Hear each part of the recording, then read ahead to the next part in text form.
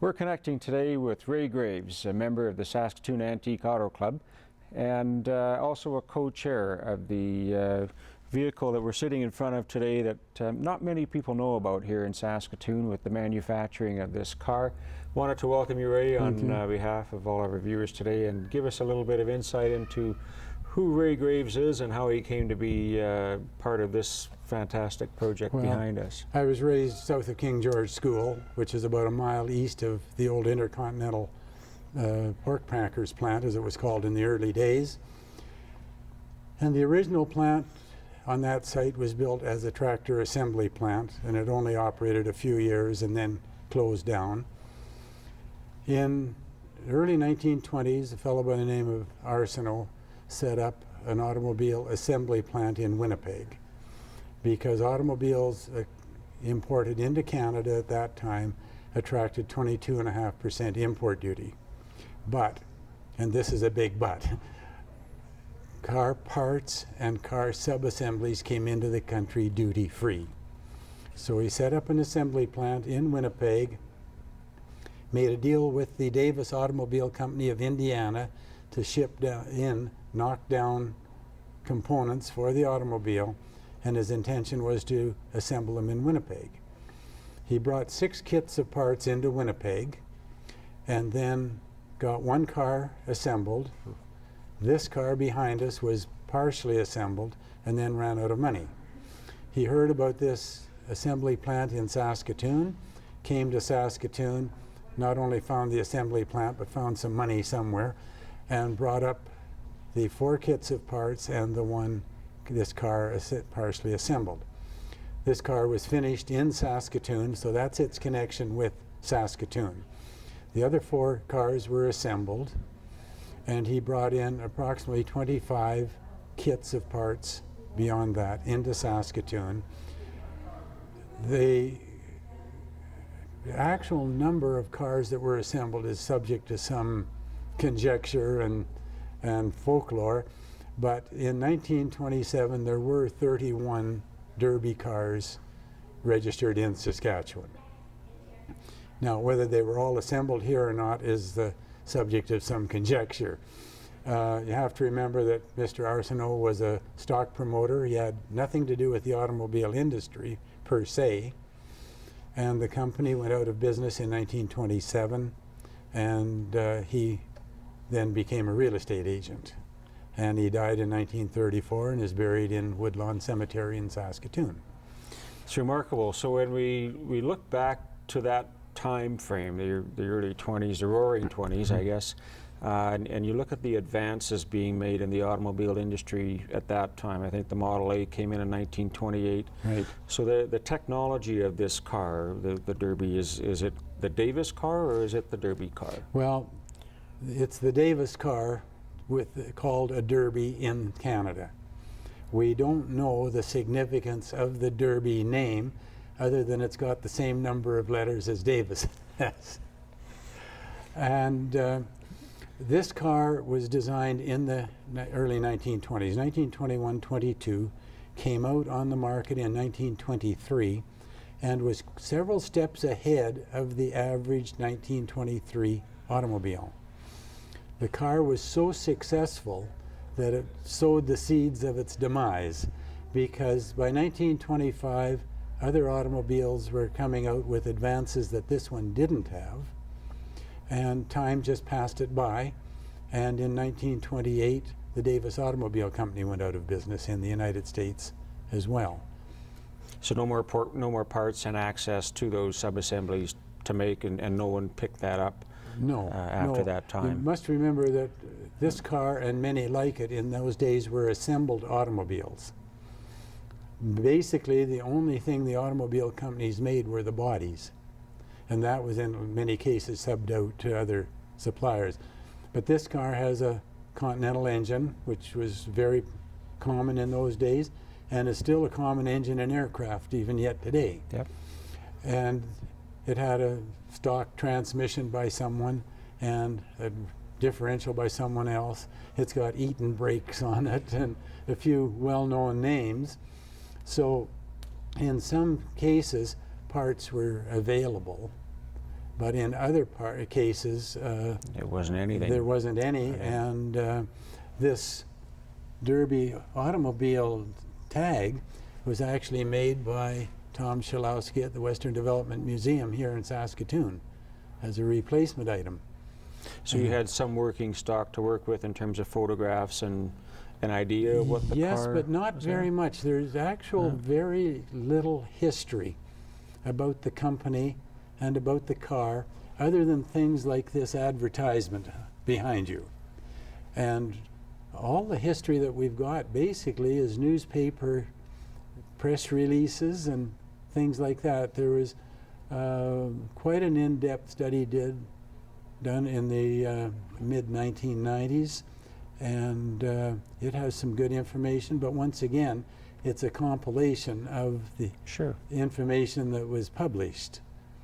So what happens with the Antique Auto Club and the Western Development Museum? What did you have to start with, and how do we end up with a vehicle like we have here? Okay, this car was originally came from the Assiniboia area and was traded by a farmer in the area for a car that the museum had that he wanted, and it was a car the museum wasn't particularly interested in, but they wanted the Derby because at that time this is the last known copy of this car in existence. So the other 30 cars or so we are, just don't know where they are. isn't that something?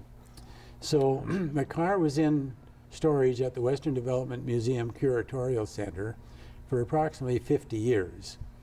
And we in the Saskatoon Antique Auto Club have been talking about restoring this car for probably the last 10 years.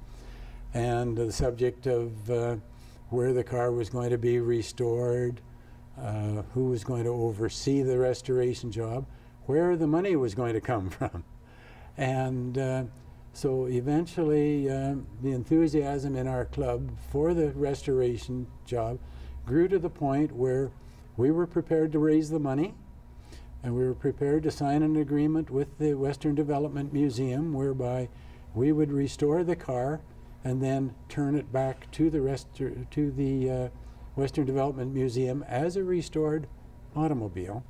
And there were certain conditions as to the authenticity that we would have to follow and things like that. So it was quite a procedure to do this. It's the first time that the Western Development Museum has entered into such an agreement with anyone, so we were breaking some new ground there, and so was the museum. They had to take a big leap of faith to let this car out of their possession for a year. That's the length of time to start with what you had. Yes. And was it about a 90% complete vehicle, or how many? It was fairly complete, but almost every item needed restoring Sure. on it. So any idea of the amount of volunteer hours involved in this? In total, we think it's about 3,000 total hours. total hours in it. And the Saskatoon Antique Club has a tremendous body of expertise in it. And this is the only thing that allowed this car to be restored, is the body of expertise that was required was available. And you realize that the body of this car is a wooden body frame with metal stretched over the wood. I mean, this is an altogether different restoration job than anything that you and I are ever involved Absolutely. with. Yep. But the expertise was in the club to do it. And one of our car club members, and it's dangerous to name names, Understood. Yeah. but Luke Van Gool spent just about 900 hours on this car. He made the distributor for the engine, you know, and that's an example of the expertise that's in the So club. you'd have to file or something to make gears. Saw and file and lathe Yeah. and that. And the headlights on this car are all rebuilt and re-chromed. One was missing. That was found. One of them was found. And one of our car club members spent hours and hours and hours restoring those headlight pots. So it's a note of appreciation, I guess, to all those members that, you know, spent that time in doing this, because to simply walk through the hall here and see it, it's a remarkable piece of machinery, and we just can't really appreciate that that whole effort that's been put into that. That's right, unless you experience it. Yeah. As most of us On the have end of in a our sanding block. restorations. There's only there's a common thread of all restorations. They cost more and take longer than you expected when you started. And this was no exception to that. The restoration went on over a 15-month period, and we had tremendous support not only from within our club and the Western Development Museum, but from the community at large, and this surprised us. But we didn't have any trouble raising the money to restore this automobile. Can I ask how much it cost to restore Around it? $16,000 in cash. Now, there was a lot of in-kind donations. One company donated all the paint and sandpapers, and another company restored the wheels and all this as their contribution part towards of the restoration. Sure, yeah. So if this car had to be restored commercially, you're looking at a $60,000 or $70,000 restoration project. It's impressive. Yeah. You mentioned some time ago that the head office for the Derby Car Company was in Saskatoon. That's correct. Where was that? That was in the Canada building. On First Avenue. On First Avenue and 21st Street. Right. And they have done quite a bit of research and found that the office that was occupied by the Derby Company is still being occupied today. And these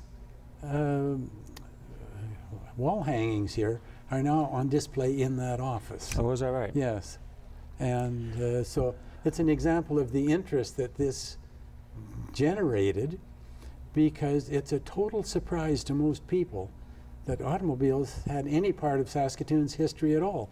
And that is one of the reasons we wanted to restore the car, is that it's so historically important in the life of Saskatoon, and not many people know it.